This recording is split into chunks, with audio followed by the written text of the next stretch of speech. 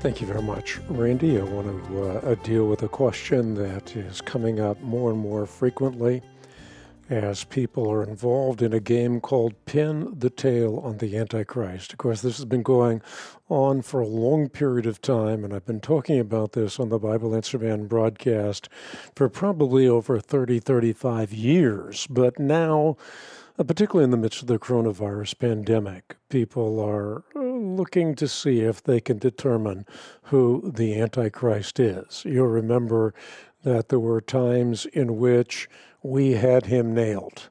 The Antichrist is Gorbachev. We know that for sure because he has the mark on his forehead. And then, of course, there were all kinds of other people who were unfortunately, maybe unfortunately is not a strong enough word, identified as Antichrist. And this has been done throughout the centuries. And I think because this game has become so prevalent in Christian circles, it's important to note what John says when he says, "Little children, it's the last hour. And as you have heard that the Antichrist is coming, even now many antichrists have come, by which we know that it is the last hour." And then John says, they went out from us, but they were not of us. For if they had been of us, they would have continued with us, but they went out that they may be made manifest that none of them were of us. In this context, for many centuries, there was this speculation of who the Antichrist would be. This speculation both in the Old and in the New Testament.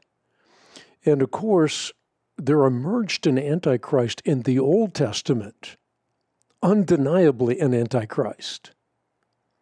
And that Antichrist, Antiochus IV Epiphanes, who desecrated the sacred temple. And if it had not been for the valor of Judas Maccabeus, something celebrated at Hanukkah, the temple would not only have been desecrated, but manifestly destroyed. In the present, there are all kinds of likely candidates. You know, there are princes and popes and presidents and world leaders. But rather than join this sensationalistic game, the game of trying to identify Antichrist, all we have to do is go to the Bible. And if we do, we find that the Apostle John exposed the identity of Antichrist when he wrote, "Who is the liar?" It's the man who denies that Jesus is the Christ. And then he says, such a man is Antichrist. That man denies the Father and the Son. And no one who denies the Son has the Father, but whoever acknowledges the Son has the Father also. In his second epistle, remember, John gives a very, very similar warning when he says that many deceivers who do not acknowledge Jesus Christ as coming in the flesh have gone out into the world. Any such person is the deceiver and is the Antichrist. Second point. And that is that John taught that all who deny the incarnation, all who deny the messianic role, all who deny the deity of Jesus Christ are instances of Antichrist.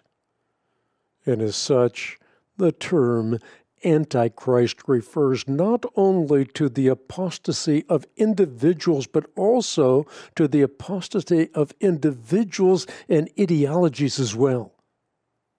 And in that sense, institutions such as modern-day cults and world religions, as well as ideologies such as evolutionism and communism, can rightly be considered Antichrist. One final point.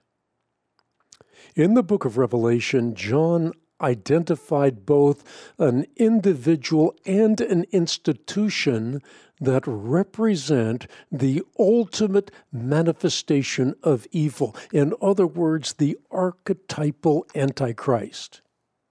And John referred to this archetypal Antichrist as a beast who deceived the inhabitants of the earth. He was drawing on Daniel's apocalyptic depiction of evil world powers.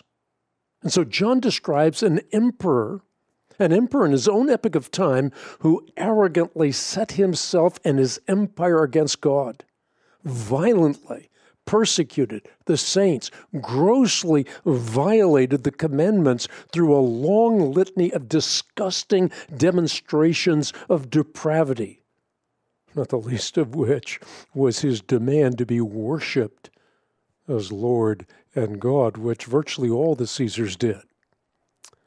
So who is the Antichrist? He who denies the Father and the Son.